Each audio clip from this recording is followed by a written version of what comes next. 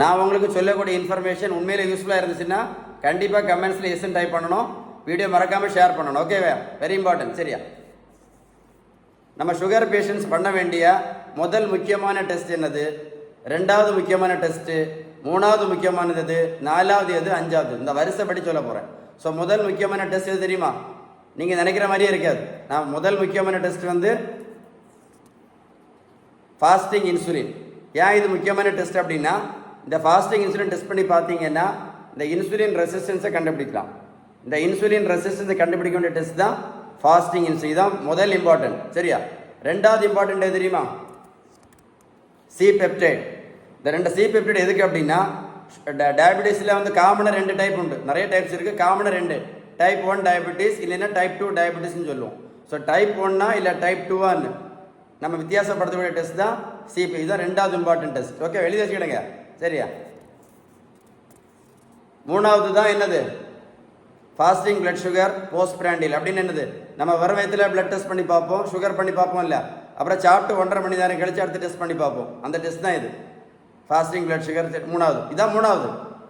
முதலோடது அதான் 1 2 3. நாலாவது எது, நாலாவது எது கேட்டிங்க அப்படின்னா ஃப்ரக்டோசமீன். இது உங்களுக்கு தெரியாது, இது எழுதி வச்சுக்கிட்டு ரொம்ப முக்கியமான டெஸ்ட் ஃப்ரக்டோசமீன்.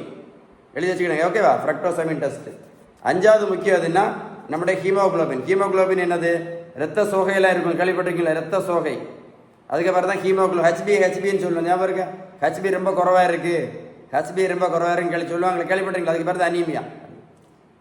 நீங்கள் என்ன எதிர்பார்க்குறீங்க தெரியுமா? டாக்டர், நாங்கள் எதிர்பார்க்குற டெஸ்ட் நீங்கள் சொல்லவே இல்லையே, நாங்கள் எதிர்பார்த்தது வேறு டெஸ்ட் இல்லை, அந்த டெஸ்ட்டு கடைசி தான். அதனால தான் அந்த டெஸ்ட்டு கடைசியாக சொல்ல போகிறேன். என்னது, HbA1c. இது வந்து கடைசியான டெஸ்ட் தான். ஏன் இது கடைசி தெரியுமா? நம்ம இந்தியாவை பொறுத்த வரைக்கும் நம்ம நிறைய பேருக்கு ரத்த சோகை இருக்கும், அனீமியான்னு சொல்லுவாங்க. அதான் எழுதியிருக்கு, அனீமியா. அது மட்டும் இல்லை, 10 வருஷம் சுகர் மாத்திரை, ப்ரெஷர் மாத்திரை, கொலஸ்ட்ரால் மாத்திரை நிறைய பேஷண்ட் பார்த்தீங்கன்னா ரத்த சோகை இருக்கும். அதான் ஹீமோகுளோபின் குறைவாக இருக்கும். ஸோ அந்த மாதிரி கண்டிஷனில் ரத்த சோகைகள் இருக்கும்போது இந்த HbA1c ரிப்போர்ட் வந்து ரொம்ப கரெக்டாக இருக்காது. HbA1c ரிப்போர்ட்டு ரொம்ப கரெக்டாக இருக்கவே இருக்காது. அதனால தான் இந்த HbA1c என்ன பண்ணியிருக்கேன், கடைசியில் வச்சுருக்கேன். மறந்துடாதுங்க. ஸோ 1 எது, ரெண்டாவது எது, மூணாவது எது, நாலாவது எது, அஞ்சாவது எது, இது கடைசியான டெஸ்ட். கரெக்டா? முக்கியமான இன்ஃபர்மேஷன், உங்களுக்கு தெரியாத விஷயம். இந்த இன்சுலின் ரெசிஸ்டன்ஸை சரி பண்ணணும்னா ஒரே ஒரு வழி தான். அதுக்கு பேர் தான் பேலன்ஸ்டு டயட். நீங்கள் பேலன்ஸ் டயட் கரெக்டாக எடுத்தீங்க அப்படின்னா என்ன பண்ணலாம், சுகர் மாத்திரையும் நிறுத்தலாம், ப்ரெஷர் மாத்திரையும் நிறுத்தலாம், கொலஸ்ட்ரால் மாத்திரையும் நிறுத்தலாம், இன்சுலினும் நிரந்தரமாக நிறுத்தலாம். அப்போ நீங்கள் செய்ய வேண்டியது என்னது, பேலன்ஸ்டு டயட் தான். அந்த பெரியவங்களுக்கு பாருங்கள், 42 கிலோ வெயிட் குறைச்சிருக்கேன், 128லேருந்து 86 கிலோ.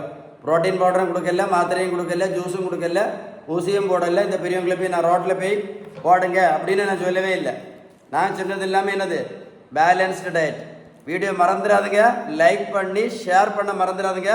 இந்த வேர்ல்டில் நிறைய பேருக்கு தெரியாத விஷயம், மறக்காமல் ஷேர் பண்ணுங்கள். கமெண்ட்ஸில் OES டைப் பண்ண மறந்துடாதுங்க. சரியா?